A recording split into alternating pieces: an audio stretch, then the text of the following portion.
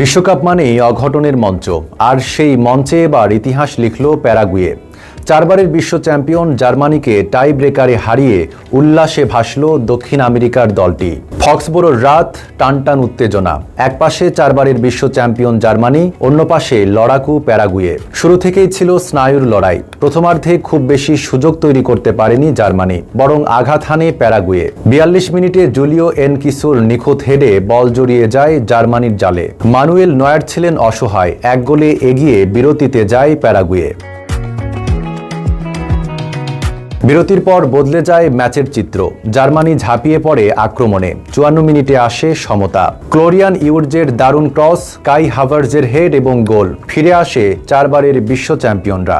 এরপর দুই দলই তৈরি করে একের পর এক সুযোগ, কিন্তু গোলরক্ষকদের দৃঢ়তায় আর গোল আসেনি। ৯০ মিনিট শেষ, ম্যাচ গড়ায় অতিরিক্ত সময়ে। ১০২ মিনিটে জার্মানি ভেবেছিল জয় পেয়ে গেছে। জোনাথন টাহের হেডে বল জালে। উল্লাসে মেতে ওঠেন জার্মান সমর্থকরা, কিন্তু অপেক্ষায় ছিল ভিএআর। ভিডিও পর্যালোচনায় ধরা পড়ে ফাউল, গোল বাতিল হয়, আবারও সমতায় ফিরে আসে ম্যাচ। শেষ পর্যন্ত সিদ্ধান্ত নিতে হয় টাই ব্রেকারে। সেখানেই বদলে যায় পুরো গল্প। প্রথম শটেই ব্যর্থ জার্মানি। কাই হাভার্জের শট দুর্দান্তভাবে ঠেকিয়ে দেন গোলরক্ষক অরল্যান্ডো গিল। এরপর একের পর এক সেভ। জার্মানদের স্বপ্ন ভেঙে দেন এই প্যারাগুয়ান দেয়াল। সবশেষে জোসে ক্যানেলের জোরালো শটে বল জালে জড়িয়ে যায়। প্যারাগুয়ের উল্লাস, জার্মানির হতাশা। টাই ব্রেকারে ৪-৩ ব্যবধানে জয় পায় প্যারাগুয়ে।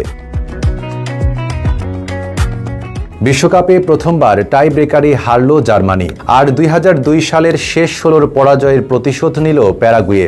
ইতিহাস গড়ে তারা উঠল ১৬তে। এবার তাদের সামনে নতুন চ্যালেঞ্জ। প্রতিপক্ষ হবে ফ্রান্স ও সুইডেন ম্যাচের বিজয়ী।